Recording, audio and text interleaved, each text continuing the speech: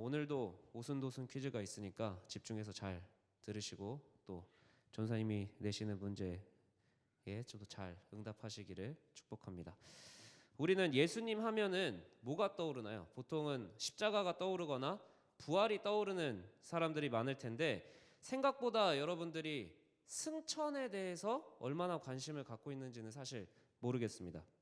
근데 원래 기독교 역사에서 초대교회에서는 십자가나 부활만큼 중요하게 생각했던 게 승천이었어요. 왜냐하면 십자가의 죽음이 예수님이 참 사람이셨다라는 것을 알려주는 사건이라면 승천이라는 것을 통해서 예수님이 참 하나님이구나를 알려주고 있었다라는 겁니다. 근데 사도신경에서도 우리가 이야기를 했죠. 사도신경이라는 거는 우리의 믿음을 그 초대교회부터 지금까지 같이 고백해온 것을 적어놓은 거라고 그랬어요. 근데 우리가 보면은 가운데에 성자 하나님 예수님에 대해서 뭐라고 얘기를 하냐면 태어나신 것과 죽으신 것 이야기한 다음에 부활하신 것을 이야기하고 하늘에 오르시는 것을 분명하게 이야기하고 있습니다. 그러니까 하늘에 오른 게 되게 중요한 거예요. 그럼에도 불구하고 이런 생각을 할 수 있습니다. 예수님이 굳이 승천을 안 하시고 이 땅에 살았다면 훨씬 우리가 믿기가 쉽지 않았을까, 이런 생각을 할 수 있습니다. 굳이 승천을 하셨어야 되나? 그냥 육체로 계셨으면 사람들이 의심도 안 하고 그냥 그 예수님을 믿었을 텐데 라는 생각도 해볼 만합니다. 그럼에도 예수님은 승천을 하셨고 그 승천을 믿어야 하는 이유가 분명히 있을 거라는 거예요. 예수님은 우리에게 안 좋은 일이나 의미 없는 일을 안 하시기 때문입니다. 근데 오늘 말씀을 통해서 예수님은 왜 승천을 하셔야만 했나, 그리고 그 승천을 우리가 믿게 하셔서 우리에게 무슨 선물을 주시는 건가를 함께 나눠보도록 하겠습니다. 한번 따라해 봅시다. 예수님이 나와 항상 함께 하신다. 오늘 본문을 잘 기억을 해보세요. 오늘 본문은 승천을 기록하고 있는 말씀입니다. 근데 말씀을 마치시고 제자들이 보는 가운데 예수님이 이렇게 올라가십니다. 근데 구름이 예수님을 가려서 보이지 않게 되었다라고 이야기를 해요. 근데 이 말씀을 우리가 그냥 익숙한 방식으로 이 본문을 읽다 보면 어떻게 이해가 되냐면 예수님이 이렇게 하늘로 쭉 올라가는 거예요. 수직적으로 쭉 올라가다가 안 보였다라고 생각을 합니다. 근데 이렇게 이해하면 무슨 문제가 생기냐면 분명 예수님은 육체로 부활하셨죠. 육체로 부활하셨는데 우주로 갈 수 있을까요? 갑자기 뭐 산소 마스크가 이런 게 생기는 게 아닐 거 아니에요. 아니면 갑자기 예수님이 영적인 존재로 변하는 건 아닐 거 아니에요. 어차피 영적으로 존재할 거면 굳이 육체로 부활하실 이유도 없잖아요. 성경은 예수님이 승천하시다가 아주 높이 올라가서 눈에서 사라졌다라고 이야기하지 않고 뭐라고 이야기를 하냐면 아주 높아지다가 구름에 가려져서 안 보였다라고 이야기를 합니다. 톰 라이트라는 아주 유명한 신학자는 그래서 이거를 이렇게 해석을 해줍니다. 하늘과 땅은 수직으로 구분된 게 아니라는 거예요. 땅이 여기 있고 하늘이 여기 있고 그래서 갑자기 뿅 이렇게 올라가는 게 아니라 하늘과 땅은 사실은 얇은 커튼막으로 가려져 있는 어떠한 특별한 공간이다라고 이야기를 합니다. 그래서 그 하늘은 뭐냐면 땅을 통제하는 통제실 같은 걸로 이해를 해야 된다. 하늘은 최고 경영자의 사무실처럼 어떠한 지시가 내려지고 그 땅은 예수님의 지시를 받고 일하는 또 다른 어떤 공간으로 이해해야 된다라고 이야기를 합니다. 그래서 예수님이 하늘에 올라가셨다라는 말을 단순히 1번으로 이해하면 안 돼요. 1번의 의미가 아니라 2번의 의미로 올라가야 됩니다. 그러니까 1번으로 만약 이해를 하면 예수님 그냥 비행기 타고 올라가는 것과 똑같은 현상이에요. 근데 예수님은 그냥 하늘에 올라가서 위치가 바뀐 게 아니라 왕의 자리에, 회장의 자리에 오른다 얘기를 할 때 지위나 신분이 변했다라고 이해를 해야 한다는 겁니다. 예수님은 승천, 하늘에 올라가심으로 이 세상과 전혀 다른 관계를 갖게 되셨다라는 거예요. 진짜 왕이 되셨다라는 것을 표현한다라는 겁니다. 근데 요한복음 20장 17절에 이런 말씀이 있습니다. 부활하셨는데 마리아가 예수님을 꽉 붙잡았대요. 예수님이 붙들지 마. 나 하나님한테 올라가야 돼. 라고 이야기를 하십니다. 어쩌면 마리아는 예수님을 십자가에서 이미 죽음으로 잃어봤기 때문에 내가 다시는 예수님을 잃을 수 없어. 예수님 제발 내 옆에 있어요. 라고 강한 믿음으로 붙들었을 수 있습니다. 근데 예수님은 붙들지 말라고, 나 하나님한테 올라가야 된다라고 이야기를 하십니다. 예수님은 분명히 육체를 부활하셨는데 한 번에 여러 공간에 나타난 적이 없으십니다. 여전히 육체적인 한계가 있어요. 짧은 시간에 먼 거리에 나타나신 적은 있지만 동시에 두 공간에 나타난 적은 단 한 번도 없으십니다. 예수님이 만약 이 땅에 계셨다라고 생각을 해봅시다. 마리아와 항상 함께 할 수 있었을까요? 베드로랑도 있어야 되고 우리랑도 있어야 되는데 마리아랑 어떻게 항상 함께 할 수 있겠습니까? 그리고 상상해 봅시다. 여러분들이 아마 이런 생각을 해봤을 거예요. 예수님이 이 땅에 계시면 훨씬 사람들이 예수님을 잘 믿지 않았을까? 진짜 잘 믿었을까요? 제가 생각했을 때는 오히려 평화의 왕으로 오셨는데 이 땅에 몸으로 계신 예수님 때문에 엄청난 전쟁이 일어났을 거라고 생각을 합니다. 모든 교회가 서로 예수님을 자기 교회에 오시라고 싸울 수도 있습니다. 어쩌면 아직까지도 한국에는 예수님이 단 한 번만 오셨을 수도 있어요. 뭐 두세 번 오셨을 수도 있어요. 마치 교황처럼. 어떤 예수님이 대단한 권력과 권위를 가진 사람이 되고, 그리고 우리는 예수님을 가까이서 보면 내가 엄청 영적으로 되게 훌륭한 특권을 가진 사람, 멀리서 보면 아직 너 예수님 그렇게밖에 못 만났어? 야, 그 정도 열정밖에 없어? 라고 할 수도 있겠죠. 그러나 예수님이 승천하심으로 어떠한 기적이 열리게 되냐면 바로 우리 모두가 세상 어디에 있든지 나와 언제나 함께 하시는 예수님을 경험할 수 있는 길이 열렸다라는 겁니다. 여러분, 승천은요, 조금은 어렵지만 이 우주와 이 세상에 대해서 좀 다르게 생각할 힌트를 주는 겁니다. 과학적으로 증명 가능한 것만이 가치 있다, 믿을 수 있다라고 가르치는 오늘날 우주는 오직 물질로만 이루어졌다라고 이야기합니다. 과학은. 근데 성경은 이 세상이 무엇으로 이루어졌다고 이야기를 하냐면 물질과 하나님의 말씀으로 이루어졌다라고 이야기를 합니다. 근데 만약 여러분 세상이 물질로만 이루어졌다라고 가정을 해봅시다. 물질로만 이루어지면 어떠한 법칙대로만 이 세상이 움직여야 돼요. 근데 세상이 여러분 진짜 물리적으로만 법칙대로만 움직이나요? 그렇다면 어떤 우연도 없어야 되고 법칙을 벗어나는 현상도 상당히 적어야 됩니다. 그러면 예측도 가능할 거고 미래가 어떻게 될지 분명하게 아는 사람들이 있을 거예요. 근데 생각보다 세상은 법칙대로만 움직이지도 않고 나비 효과라는 말이 있는 것처럼 아주 작은 현상이 엄청나게 큰 변화를 일으키기도 하는 게 우리가 사는 세상입니다. 그렇기 때문에 하나님이 우리는 말씀으로 이 세상을 다스리신다고 믿는 거예요. 현재의 악과 고난을 부정적으로만 생각하지 않고 이 고난과 이 악과 하나님의 침묵 같은 이 현상이 나중에 얼마나 대단한 일이 될까를 기대할 수 있는 게 하나님을 믿는 사람들의 힘이기도 합니다. 아무리 내 삶이 작고 보잘것없어 보일지라도 하나님이 내 삶에 관심 있어 하시고 내 삶까지도 다스리시는 분이라고 고백할 수 있게 되는 거예요. 세상이 물질로만 이루어졌다라고 하는 사람은 야, 우주에 비해서 지구가 얼마나 먼지 한 털 같냐, 그리고 인간은 얼마나 더 하찮냐 라고 이야기합니다. 그러나 이 세상이 물질과 하나님의 말씀으로 이루어졌다라고 믿는 사람들은 아니, 우리가 아무리 작고 아무리 하찮아 보여도 예수님은 나를 만나주시고 내 삶에도 관심을 가져주셔 라는 믿음으로 고백할 수 있게 된다는 겁니다. 그래서 여러분, 예수님이 승천하신 것, 하늘에 오르신 것을 믿어야만 예수님이 우주를 다스리시고 아무리 하찮아 보이는 내 삶에도 관심을 가지시는 분이라는 것을 믿을 수 있게 되는 겁니다. 성경이 부활만 기록하지 않고 사도신경이 부활에서만 믿음을 고백하지 않고 승천까지 기록한 것은 하늘에 오르셔서 우리와 전혀 상관없는 존재가 되셨다라는 걸 말하는 게 아니라 우리와 전혀 다른 관계, 정말로 2000년 뒤에 전혀 몰랐던 한국이라는 땅에 살고 있는 우리의 이름과 우리의 상황을 기억하고 관심 가져주시는 전혀 다른 관계가 됐다라는 건 하늘에 오르신 예수님만이 가능하게 하셨다라는 겁니다. 물론 평생을 우리가 물리적인 공간에만 살기 때문에 승천을 명확하게 이해하기는 어렵습니다. 설교를 하고 있는 저도 승천의 원리와 메커니즘을 명확하게 설명해 드릴 수는 없습니다. 근데 한번 이렇게 이해해 봅시다. 여러분이 장거리 연애 해보신 적 있나요? 장거리 연애 해봤다. 서로 다 비밀로 하는 건가요? 저는 장거리 연애를 해봤습니다. 저는 이제 캐나다에 있었고 아내가 이제 한국에 있었는데 그때 시차를 초월해서 핸드폰으로 컴퓨터로 화상 통화를 했어요.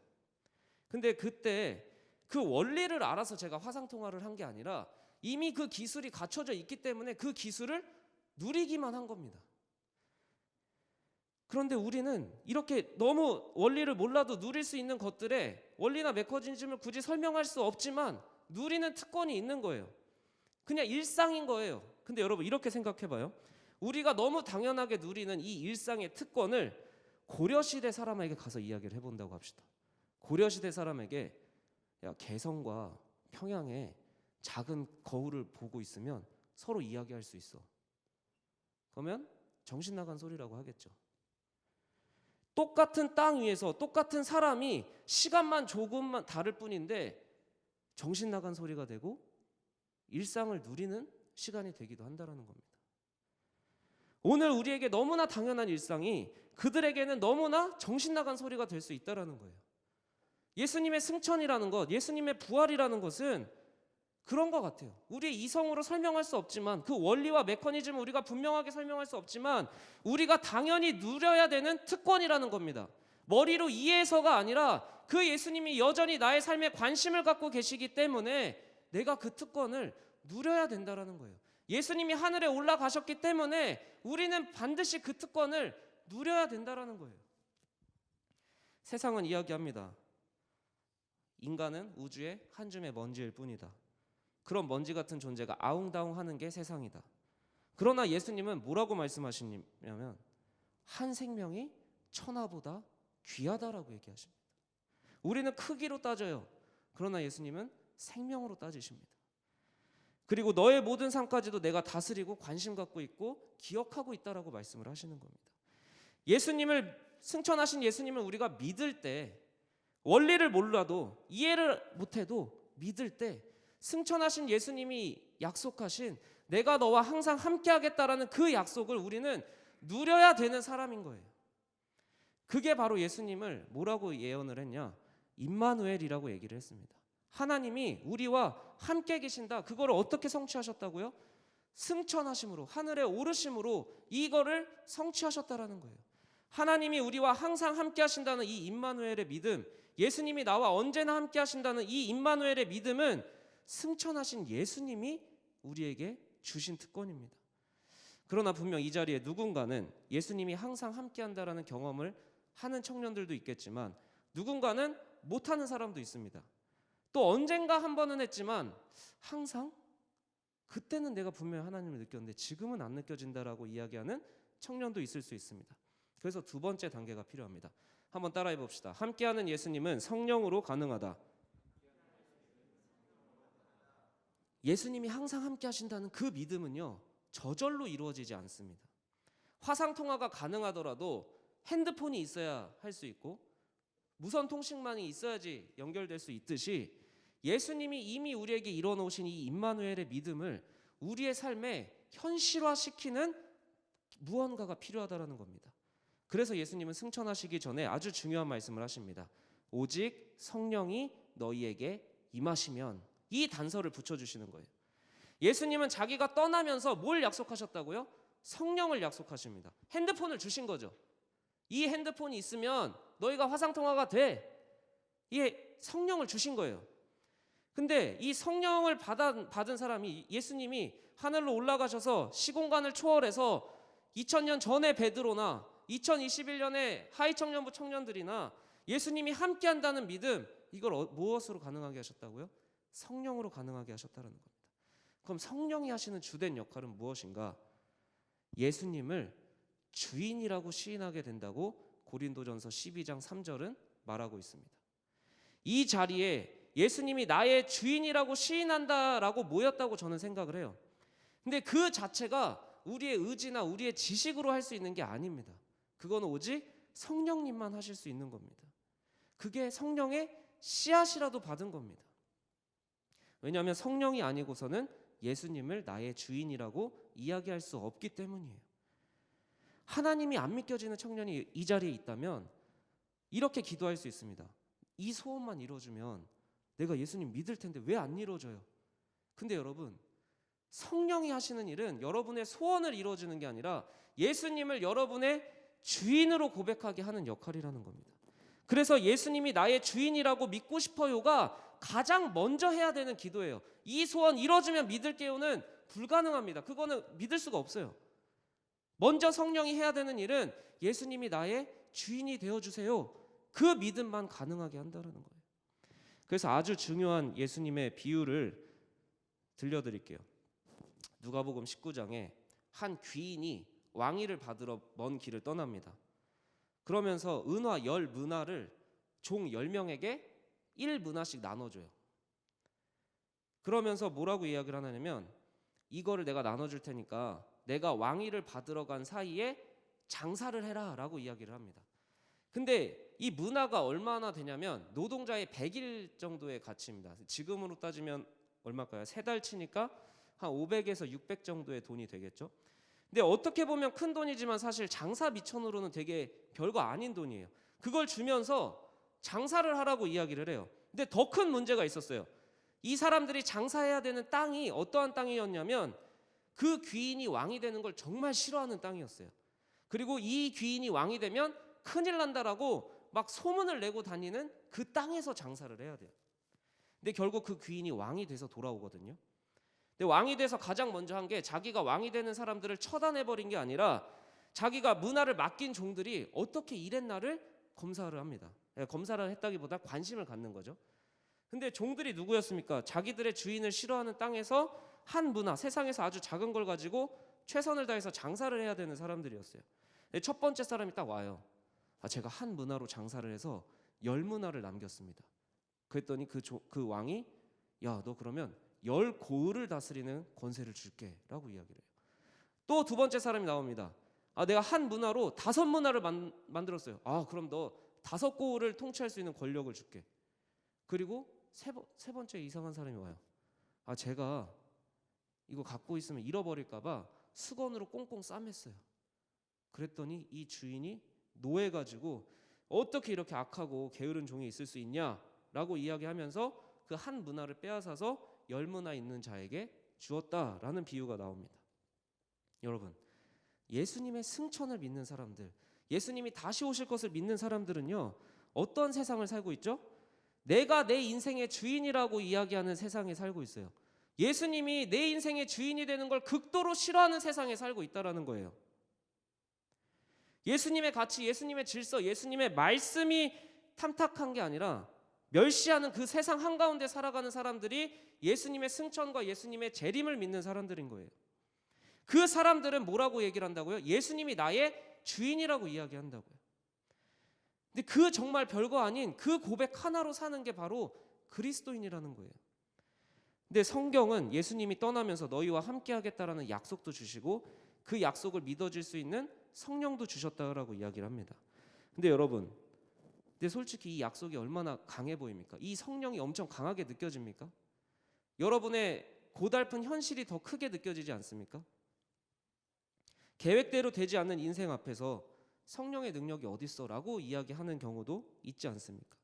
근데 사실 성령의 능력은 제가 뭐라고 그랬죠? 예수님이 나의 주인이 됩니다 라는 고백을 끌어들이는 게 성령의 능력이라고 얘기를 했어요. 예수님이 나의 주인이 되면요, 내 계획보다 주님의 계획이 더 중요해지는 사람이 됩니다. 예수님이 내 주인이 되면요, 예수님의 보상이 내 보상보다 더 크다라는 걸 믿는 거예요. 한 문화를 수건에 쌌다라는 건 뭘까요? 이거 잃어버리지 않으려고. 내 계획, 여러분들의 계획 있죠? 여러분들의 소망 있죠? 여러분들이 이루고 싶은 거 있죠? 그걸 수건으로 꽁꽁 싸매는 거예요. 하나님을 아무리 믿고 싶다고 이야기를 하고 하나님이 내 삶에 변화시켜 주세요라고 이야기하면서 내 계획, 내 소망, 내가 이루고 싶은 거를 수건에 꽁꽁 싸매서 이것만은 절대 뺏길 수 없어. 이것만은 절대 잃을 수 없어. 그게 한 문화를 갖고 장사하지 않은 사람입니다. 이해가 조금 어려울 것 같아서 제 개인적인 이야기를 하나 하려고 합니다. 제가 아들이 한 명 있습니다. 이름은 송두원이라고 있는데 이 아들을 갖기 전에 유산을 한번 했습니다. 그리고 이제 또 1년 만에 이 아이를 갖게 됐는데 병원에 갔어요. 그래서 초음파 검사를 했는데 아주 되게 따뜻하고 좋은 의사래요. 그래서 갔는데 이 의사가 초음파 검사를 하면 얼마나 저희는 트라우마가 있었거든요. 이 초음파 검사하는 거에. 갑자기 이렇게 고개를 갸웃거리는 거예요. 얼마나 두렵겠어요. 또 뭐가 문제가 있나? 근데 그 의사의 입에서 이렇게 이야기를 하는 겁니다. 유산기가 있네요. 아기집이 불안정합니다. 이미 아내는 눈에서 눈물이 맺혀 있고 차 타고 가는 내내 우는 거예요. 그래서 우리가 바로 저기 집 옆에 기도하는 데가 있어서 막 울부짖으면서 기도했어요. 하나님, 이 아기까지 유산시키시면 나 하나님 믿기 힘들 것 같다. 못 믿겠다. 막 이렇게 기도하고 막 불평 불만 막 뭐 안 좋은 말 다 하면서 기도를 했어요. 근데 왜냐하면 저는 이제 아내가 여러분들이 모르겠지만 유산을 하면 임신했던 것과 같이 호르몬이 다 붕괴가 되고 뼈가 막 다 늘어나고 엄청 몸이 망가져요. 이걸 또 경험하기가 너무 싫은 거예요. 그래서 아내를 위해서라도 막 엄청 간절하게 기도를 했는데 갑자기 아내가 옆에서 이런 얘기야. 하나님이 이 얘기 가져가셔도 그냥 받아들일래. 내가 누구 때문에 그렇게 막 하나님한테 불평하면서 기도를 했는데 자기 혼자 이렇게 홀리한 척을 하니까 내가 너무 당황을 했죠. 그래, 맞아, 그 맞는 고백이야 하고서 기도를 하는데 갑자기 아브라함의 본문을 읽으라는 마음을 주시는 거예요. 그래서 급하게 성경을 찾아서 아브라함의 본문을 읽는데 이런 말이 나오는 겁니다. 아브라함 분명히 이삭을 바치라고 그러셨잖아요. 이삭을 바치라고 해서 이삭을 데리고 산으로 올라가기 전에 종한테 이렇게 얘기를 하는 겁니다. 우리가 올라가서 우리가 내려올 거거든, 기다리고 있어. 여러분, 뭔가 이상하지 않아요? 분명히 아브라함은 이삭을 바치러 올라가는 거예요. 근데 바치면은 혼자 내려오는 거잖아요. 우리가 갔다가 내가 올게 이렇게 얘기를 해야 되는데 우리가 갔다가 우리가 올게라고 얘기를 하는 거예요. 저는 그때 모든 내 믿음이 무너졌습니다. 뭐였냐면 내 가장 소중한 거를 억지로라도 바쳐야지 하나님이 이뻐하신다, 하나님이 내 믿음을 소중하게 보신다라고만 생각을 했어요. 근데 아브라함의 믿음은 그게 아니었어요. 아브라함은 어떤 믿음이었냐? 하나님은 이 이삭을 그냥 죽이실 분이 아니야. 그렇게 잔인한 분이 아니야. 그렇게 헛된 분이 아니야. 그렇게 욕심 많은 분이 아니야라는 걸 분명히 알고 있었던 거예요. 아브라함의 믿음은 뭐였냐면 하나님은 좋은 분이야 라는 믿음이 있었던 거예요. 그러니까 이삭을 바치라고 할 때 망설임 없이 바칠 수 있었던 거예요. 하나님이 억지로 하시는 게 아니라 하나님이 이 길을 보여주셨을 때 하나님은 나에게 가장 좋은 걸 주시는 분이야 라는 걸 믿는 게 진짜 믿는 믿음이라는 거예요. 그리고 나서 하나님, 내가 하나님을 너무나 오해했습니다. 폭력적으로 강압적으로 하나님이 하고 싶은 대로 내 인생을 막 끌고 간다고 생각을 했는데 그게 아니라 하나님이 내 인생을 끌고 가는 건 내 그 한 문화보다 더 소중한 거군요. 더 대단한 거군요. 내 한 문화를 잃지 않으려고 꽁꽁 싸매두는 게 아니라 한 문화를 풀어서 그게 쪼개지고 더 작은 돈으로 장사를 했더니 10고을, 5고을로 갚아주시는 게 하나님이구나. 이 믿음 때문에 아브라함은 이삭을 바칠 수 있었던 거예요. 그걸 깨닫고 하나님, 이 아이가 유산되더라도 나에게 가장 좋은 때가 올 거라는 걸 믿습니다. 아이가 없는 게 저에게 가장 좋은 건가요? 아니면 더 아이를 준비해야 되는 게 저한테 필요한 건가요? 내려놨습니다. 그리고 이제 우리는 마음을 다 내려놨기 때문에 유산이 됐으면 뭐 정리든 하든 그래서 병원으로 옮겨서 갔습니다. 그래서 초음파를 하는데 의사가 이러는 거예요. 너무 아기집이 잘 잡혀 있네요. 우린 놀란 거죠. 유산기 있다고 그랬는데 아니요, 아기집 너무 이쁜데 와서 보세요 했는데 아기집이 진짜 너무 땡그랗게 이쁘게 자리 잡힌 거예요. 여러분, 예수님이 나의 주인이라고 하는 고백이 우리를 예수 그리스도가 나와 항상 함께하는 믿음으로 끌고 가는 겁니다. 나의 한 문화를 잃지 않는 보상을 원하지만 내 계획과 내 소원대로 내 인생이 풀리면 가장 좋은 인생이 될 거라고 생각하지만 생각보다 예수님이 나의 주인이라고 고백하는 건 어려울 수 있습니다. 여러분이 기억했으면 좋겠어요. 성령의 기적은 내 계획과 내 소망이 성취되는 게 성령의 기적이 아니라 예수 그리스도가 내 인생의 주인이 된다라는 것에서 성령의 기적이 시작된다라는 겁니다. 내가 주인인 인생에 어찌 예수님이 너희와 항상 함께 하겠다고 하실 수 있겠습니까? 여전히 내 인생의 주인이 난데 어떻게 예수님이 나와 항상 함께 할 수 있겠습니까? 아무것도 아닌 그 고백, 예수님이 나의 주인이십니다. 예수님이 나와 함께 하십니다. 그래서 변화되는 내 인생이 여러분들에게 가장 소중한 인생이 되기를 축복합니다. 이 시간 우리가 함께 찬양하면 좋겠습니다. 여러분들이 믿는 예수님은 이미 승천하셔서 하늘에 오르셔서 높은 보좌에 앉아 계십니다. 그리고 왕처럼 이 온 우주를 다스리고 계십니다.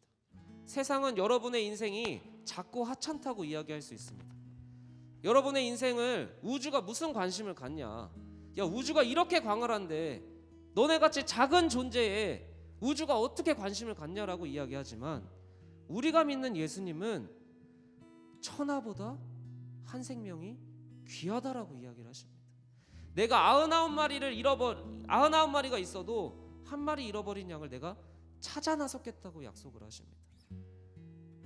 여러분이 믿는 예수님은 죽은 예수님도 아니고요, 영적으로 어딘가 뿅 사라진 분도 아니고요, 여전히 어딘가에 살아계셔서 우주를 다스리시고 여러분의 작은 영혼 하나하나를 관심 갖고 여러분과 항상 함께 하겠다고, 나는 임마누엘의 하나님이라고 약속하고 계신 예수님입니다.